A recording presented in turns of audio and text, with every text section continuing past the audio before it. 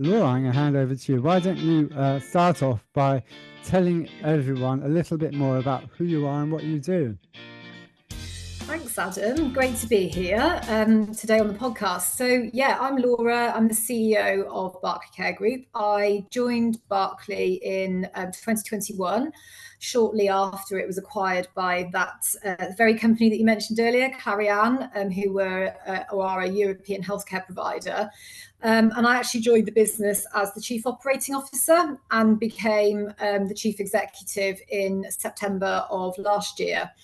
I have always worked in health and social care throughout my entire career, kind of fell into it from university and very much realised that I like working in people businesses.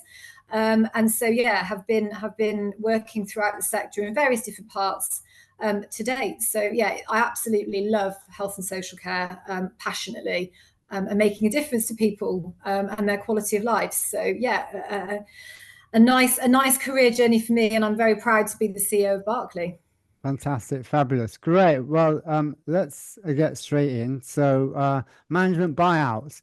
So, tell Yeah. me, we were talking at the top of this podcast. You were guiding me through some of the details. But I'm listening intently now because maybe you can start off by telling us what was involved and how you started to go about it and how it came across as a possibility in the first place. Yeah, no, absolutely. I mean, absolutely kind of white knuckle ride is how I describe the experience of going through the management buyout.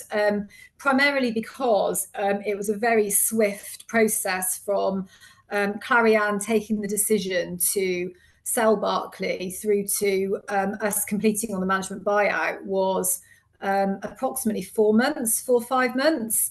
And actually, the reason that Clariane needed or wanted to sell Berkley was because they were going through some refinancing. They needed to deleverage. We were an extremely successful part of their business, but a very small territory in a very big organization, and so it was natural, really, that they were looking to sell us to kind of consolidate their country sort of span, really. And we were informed of the decision that they'd taken to kind of go out to market. And at the time, we had expected probably that we would go through some kind of sale process and end up in a deal with some kind of private equity partner. And actually, that's not what happened. We were in the fortunate position where we were able to work alongside a real estate investor who acquired the property companies, and then, like I said, we acquired the operating companies as part of the management buyout.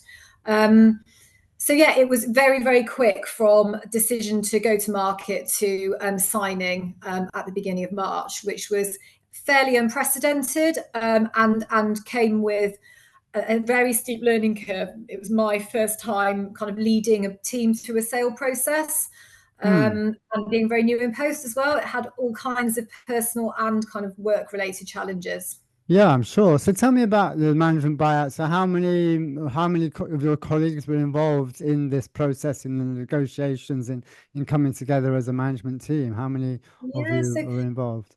yeah, so it's actually just two of us Right? involved in the management buyout. And it was an opportunity that was presented to us in terms of the kind of making it possible.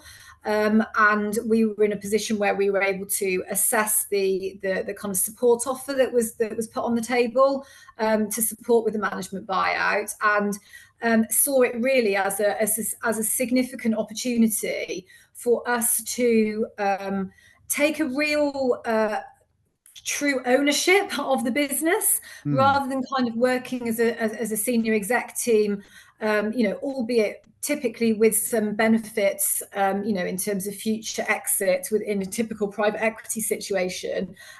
Ultimately, you're not the ultimate beneficiaries. And both myself and my colleague Leah, who's our chief HR officer, saw the opportunity under the management buyout for us to kind of really take control and own literally the business that we're both so passionate about. But also, as importantly, we felt that there was a really close fit culturally with the real estate investor that acquired the property companies, and that's Elevation Healthcare Properties.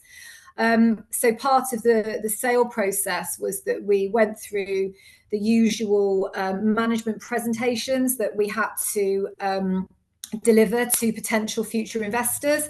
And obviously Elevation was one of those. And I think, when you're going through those processes, those management presentations, which are quite lengthy and quite challenging and certainly get a grilling, there is a level of kind of cultural alignment and a bit of chemistry in terms of future vision for the businesses. And we certainly felt that with Elevation. Ultimately, though, it wasn't our decision who Clariane chose to sell to.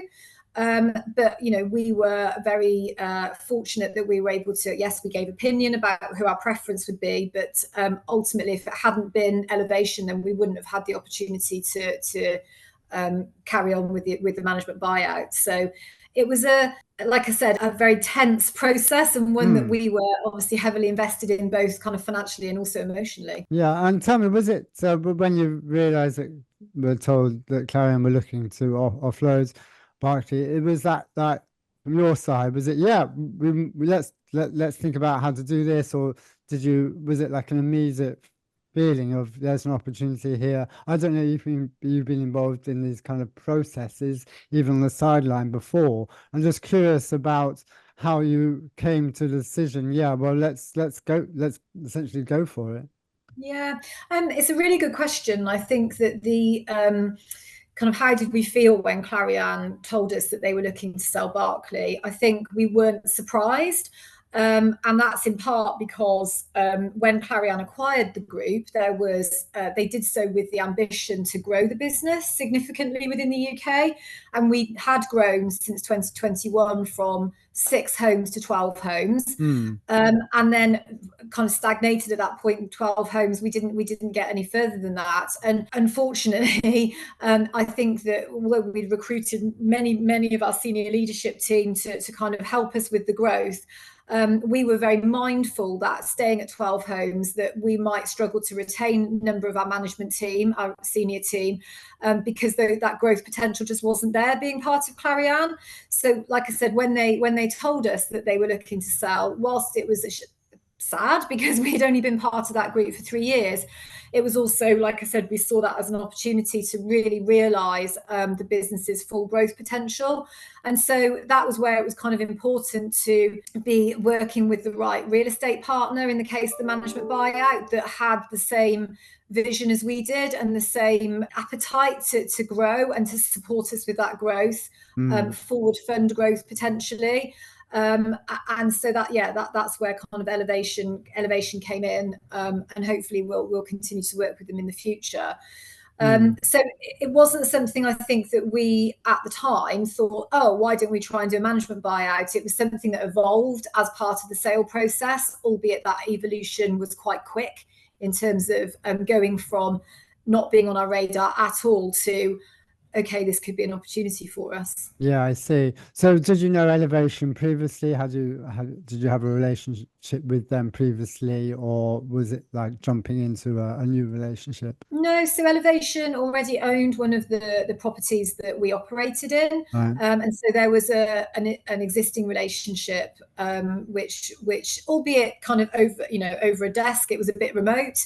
But I think that in terms of kind of what takeaways, I think what we were particularly proud of was that when we met Elevation in terms of the investor presentations as part of the sale process, the feedback that we had was that they were super impressed with what we'd done with the business in the 3 years that we'd operated it, and could see the potential and kind of like the way that we work. And I think that's certainly a takeaway for me about kind of going into these investor kind of presentations and processes, is that you absolutely have to present the real you as a team, and obviously we kind of promote the best parts of the business, but it was also a very honest conversation about challenges we'd had and what we saw as the future potential, and what our vision was. And I think that partnership was as much about the financial benefits in terms of the acquisition, but also, like I said, about the cultural fit between the organisations. So, there was absolute support for the management team from Elevation side. Yeah, I see. I'm curious to know, in this kind of partnership that you had, how long did it take to get this partnership whereby, yeah, okay, we're ready to go and pursue this? Is it like, a couple of hours here and there, or is it like a couple of days? How does that all happen? Yeah, I mean, it evolves over a period. Obviously, we had legal representation, and an awful lot of the kind of discussions.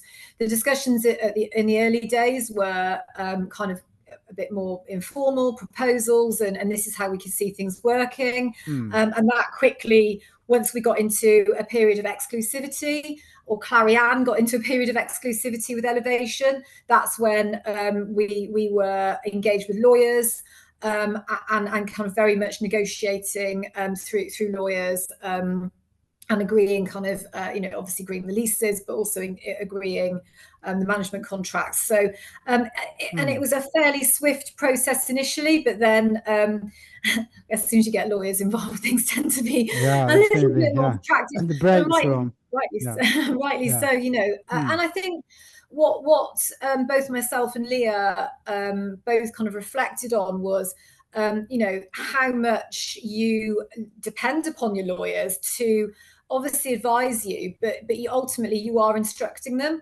And there were moments where we came together and we were kind of not questioning whether or not it was the right decision, but we were making big decisions that we'd never made before, and were having to instruct lawyers to act on our behalf in certain ways, and that we'd never done that before. And it's quite terrifying, because your future's kind of hanging in the balance. So yeah, it was emotionally tough. Yeah, I'm sure. And tell me, did you have any external, because you obviously want to make sure that you make the right decisions on those kinds. Did you take external advice on this, or was that very much between you and Leah to obviously you make the final decision, but in terms of like just double checking something? Was there someone you had at the end of the telephone say, look, I just want to run this by you? How did that work? I mean, it's difficult because there's confidentiality, because it's such a sensitive situation, and you're signing non-disclosure agreements, so there's kind of that element to take into consideration. But I think both myself and Leah had people that we trusted within our own network, that we would kind of bounce kind of conceptual ideas off. What do you think of this situation in theory, rather than necessarily in practice? And I think, the reality is that it's taking a risk. And that was certainly, a lot of the feedback that I had. But with risk comes reward. And the reward is being your own boss, being able to make decisions about the future of the business, owning those decisions, being able to be more dynamic and decisive, because you're not part of a big corporate organization. And whilst that's terrifying in some regards, it's also extremely empowering. And, I think like I said, we're extremely passionate about the business and about the care and support that we provide to our residents. And we just felt that, whilst there is risk with basically buying your own business, the rewards significantly outweighed those. Yeah. So tell me a little bit more about the details of this management buyout, which we're talking about from the at the very top before we started recording, because there was the operating side and then the property side, if I understood correctly. Tell me a little bit more about the logistics of that and how that was kind of structured and worked. Yeah, so most care businesses are split into operating companies and property companies. In this scenario, the properties were acquired by Elevation Healthcare Properties. So they are the freeholders of the properties, and Berkley Care Group and myself and Leah are the owners of Berkley Care Group, 100% shareholders. we rent the properties, so we're the leaseholders within those properties, which is where the kind of relationship is super important, because any real estate investor obviously wants to have a good quality operator in operating care services in their buildings. We need to pay our rents, and obviously there's reputational impact if it goes wrong. So that's where that kind of point becomes really relevant. And we have a commitment to pay rent on an annualized basis, and as well as several other elements as well that we're obliged to provide. So Elevation have what they call green leases, so significant kind of commitments to ESG. And that's something that we've also committed to in terms of having an ESG strategy and being aligned with them to kind of maximise that element of operations. And so that's how the business is structured. And then opportunities potentially in the future for future funding, to kind of develop new homes. And that's very much our aspiration, is to grow the business through development opportunities, new builds, and kind of keep delivering that Berkley Care, in new territories and new areas across the UK. Yeah, fabulous. And tell me, if you can, in terms of negotiations around acquisition price on those two elements, was there some toing and froing? How did you come to agree on a price for essentially both? But mainly you're around the operating side. How did that work out? What was that like going through? Yeah, I mean, it was difficult in terms of the fact that myself and Leah were on the sell side and the buy side. So our priority had to sit on the sell side because we were employed by Clariane, and our commitment was to make sure that we got a sale of Berkley, however that was, whether it was for whole co or a split transaction, that got over the line. So we were very much on the sell side, aware of kind of our responsibilities there. And so the way the deal was structured meant that there was no conflict for us, because it was a simultaneous transaction. So Elevation acquired the whole co, and then we acquired the operating company from Elevation, and that kept and meant there was no kind of conflicts of interest on our side. And I think that the way that these businesses are valued and the negotiations, the majority of that negotiation went through between Elevation and Clariane, because it was sold as a whole co.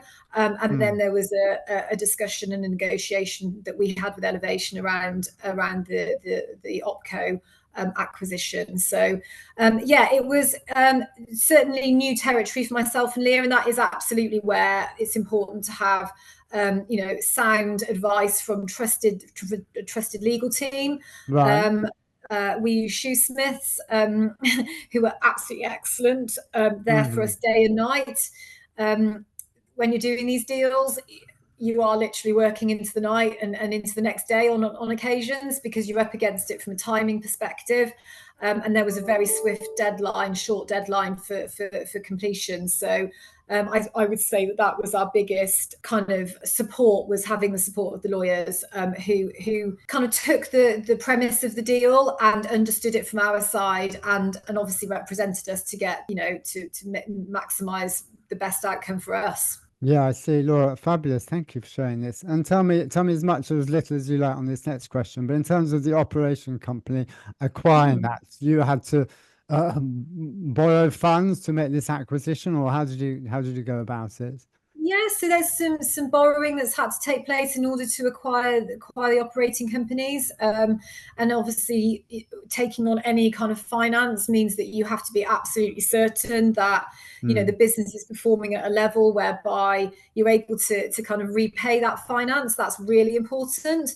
And that, going back to kind of advisors, we did all kinds of modeling and scenario planning around that. But we're very confident. We are the management team that run the business, and we were before the management buyout. So I think when people are looking to do a management buyout, if you are confident in your business and in your future forecasts and in the potential of that business, then that should give you a degree of confidence around how you're going to finance that deal. At the time we were a 55 million revenue business, so not unsubstantial, and that's all operating revenues. So we were very clear on what our occupancy forecasts looked like. We had homes that were and are in ramp up, so kind of that future revenue, albeit not guaranteed, we were very confident that we get to those revenue projections. So I think it's like I said, if you're confident in your business model, confident that you're able to operate the business effectively, and you're aware of your future challenges, of course you have to look at all scenarios. But I think the modeling that we did, we were kind of confident with. Yeah, great. So and that kind of leads me into my next question, which is around the feeling with you and Leah around risk or not. You've just talked about it there, but I was just wondering to what extent you were very kind of throughout this process, the very level-headed, it's all fine, or whether you had like real moments of real doubt and are we really sure? Tell me what kind of how that process was, and how you think, if anyone's thinking about doing that themselves, how to handle that and think about it. Yeah, that's a really great question, because I think that sometimes when we talk about these sorts of transactions, we do talk about them on a very transactional level, so it's quite cold, and it is a huge emotional roller coaster. And I think, people need, if they are thinking about it, need to be prepared for that. And I think, accept the fact that there will be days when you think, what am I doing? And days when you get excited, and days when you think, oh my God, this deal might never happen. And that emotional roller coaster, thankfully for us, had a really positive ending. What I would say that I hugely benefited from was that I decided to start having some coaching, really to kind of help me, because I was new in role as CEO, help me navigate the process by having a kind of entirely confidential sounding board that I could kind of talk through any kind of doubts, anxieties, plans, strategies, and have somebody really kind of ask me those challenging questions or support some of the ideas that I had. And I think, we very much in Berkley, we promote a coaching culture. And it's something that I've spoken about in previous forums, the benefits of executive coaching. I see it as a strength, and we as a business see it as a strength, not as a weakness. And I think had it not been for that, from a personal perspective, I think I would have found the process a little bit more difficult personally. But Leah and myself found each other as a huge source of emotional support for one another. And I think the fact that we were in it together, it very much kind of bonded us and gave us a shared sense of purpose, and also kind of our kind of future vision for the business is and was completely aligned. And as you're going through the sale process, I think that becomes stronger, because you're like I said at the start, you're really invested in the future because of the potential management buyout. So it's like I said, an emotional roller coaster, quite a journey, and maybe a few glasses of champagne at the end of it as well. Yeah, I'm sure. Yes, and I think you kind of get to the end, and it's a big sigh of relief, and you sort of, are reeling a little bit from what happened, and it was such a concentrated period of time that we kind of went back to business as usual, but it was a new business as usual, because it was new partners, new relationships. We weren't part of a big corporate anymore, and so we had to do an awful lot of kind of strategy review and reconsideration, which was great. We loved doing that. I see. So I'm just touching on the question I have for you then, was once the buyout happened, were there many changes that you implemented quickly, or tell me about where you were with that? Yeah, so we, I think one of the things that we were very keen to do was to ensure that we messaged out to the business really clearly what had happened, because it's important that we've got stability in the business, that people don't think, oh my goodness, what's happened? Why did Clarianne sell Berkley? That's kind of the first question that people would ask. So we did spend a significant amount of time communicating and sharing information as best we could with people, as much as we felt was appropriate to help them understand the why and the future. But we also very, very quickly kind of reorganised our central support team in terms of our senior leadership team. So we moved quickly from a very functional or functionally organised leadership team to a more matrixed way of working, much more collaboration, projects approach rather than functionally led thinking, because that was something that we were keen to do in order to create a shared sense of responsibility and accountability amongst the senior leadership team. So that was something that we did really, really quickly. And then since then strategy has evolved, and it's taken us sort of 3 to 6 months to get to a place where we've now developed our kind of growth strategy as well. So, and that's pretty quick after a sale process. We'd had a little bit of a rest, a couple of months for rest, and then started to work on our growth strategy as the business. So busy times. Okay, well that's great. Now, there's a lot here that you've covered, and that's fabulous. Is there anything that you, particularly for those who are thinking about the possibility of doing something like this, in whatever scale, things that you would just want to convey, like be careful of this, or make sure you really attend to that, or like really double down on this? Is there any, or what you learned from it that you would just say, look, be extra careful here, for example? I think first of all, like I said, if you believe in your business and believe that you've got your forecast and your projections right, then believe in yourself and your team, because your instinct tells you whether or not this is something that is going to be the right decision for you in the business. But I think that absolutely the most important thing is to ensure that you've got a legal team around you that cover all bases, so corporate tax, real estate, personal tax, that you've got all of that advice around you, and that the due diligence process, and you're protecting your position as well. I think that is super, super important. And that you're balancing that risk with the potential reward, and that you're comfortable with the level of risk that you're prepared to take. And I think that it's about being very mindful of our responsibilities towards our residents around kind of ensuring the future financial stability of the business. And if that means go for it, then great. And if it means actually it's not the right time, that's also then the right thing to do, is put the brakes on. I think, throughout the process, Adam, and I mean this genuinely, our focus remained always with what's right for our residents and our team members. And we genuinely felt that what we were doing was right for our residents and our team members, because the alternatives wouldn't potentially have been as good for them. So I think that's also a really important thing. Don't forget your values, and don't forget, what's important to you as a business, for sure.